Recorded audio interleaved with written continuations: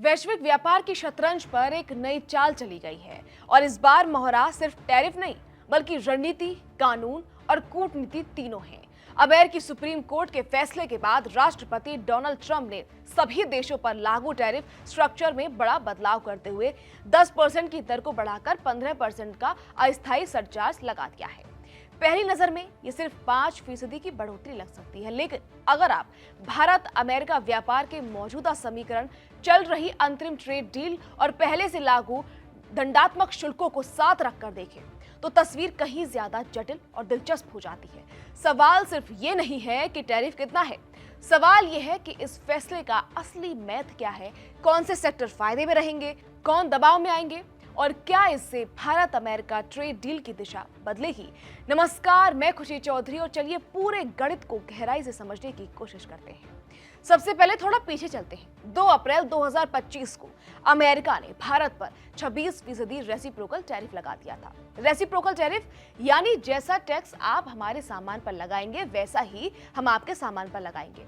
जुलाई में इसे घटाकर 25% किया गया, लेकिन अगस्त में एक नया मोड़ आया।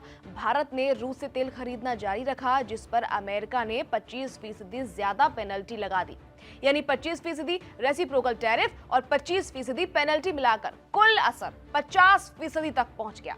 ये भारत के निर्यातकों के लिए बड़ा झटका था। तनाव कम करने के लिए भारत और अमेरिका के बीच एक अंतरिम ट्रेड डील का फ्रेमवर्क तैयार हुआ। इस समझौते में अमेरिका ने 25% रेसिप्रोकल टैरिफ को घटाकर 18% करने और 25% पेनल्टी हटाने की घोषणा की, लेकिन यह अभी लागू नहीं हुआ था, सिर्फ सहमति बनी थी और कानूनी मसौदे पर काम चल रहा था। इसी बीच नया ट्विस्ट आ गया।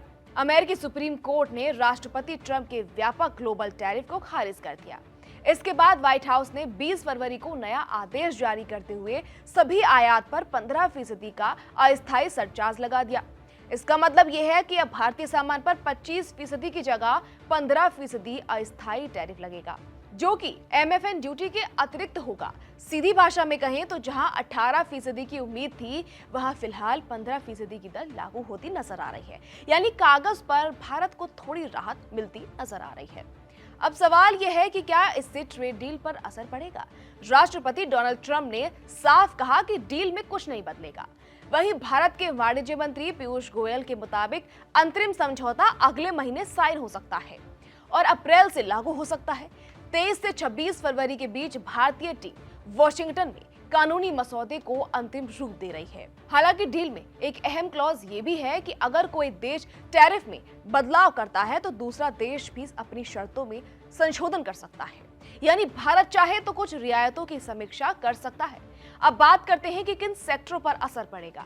अगर 18% की जगह 15% अस्थायी टैरिफ लगता है तो टेक्सटाइल, इंजीनियरिंग, गुड्स, जेम्स और ज्वेलरी जैसे क्षेत्रों को कुछ राहत मिल सकती है, लेकिन सभी सेक्टर राहत में नहीं है।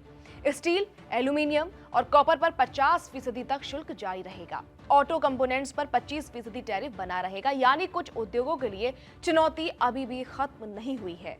कुछ उत्पादों को 15% सरचार्ज से बाहर भी रखा गया है। इनमें जरूरी खनिज और धातुएं, ऊर्जा उत्पाद, कुछ कृषि उत्पाद जैसे बीफ, टमाटर और संतरा, फार्मा और फार्मा इंग्रेडिएंट, कुछ इलेक्ट्रॉनिक्स, कुछ वाहन तथा एरोस्पेस उत्पाद शामिल हैं। खासतौर पर फार्मा सेक्टर के लिए ये अहम है क्योंकि भारत अमेरिका को बड़ी मात्रा में दवाएं निर्यात करता है। आगे की स्थिति भी कम दिलचस्प नहीं है। अमेरिका 1930 टैरिफ एक्ट की सेक्शन 338 या 1974 के ट्रेड एक्ट के सेक्शन 301 का इस्तेमाल कर सकता है। अमेरिका लंबे समय से भारत को बौद्धिक संपदा यानी IP नियमों को लेकर प्रायोरिटी वॉच लिस्ट में रखता आया है।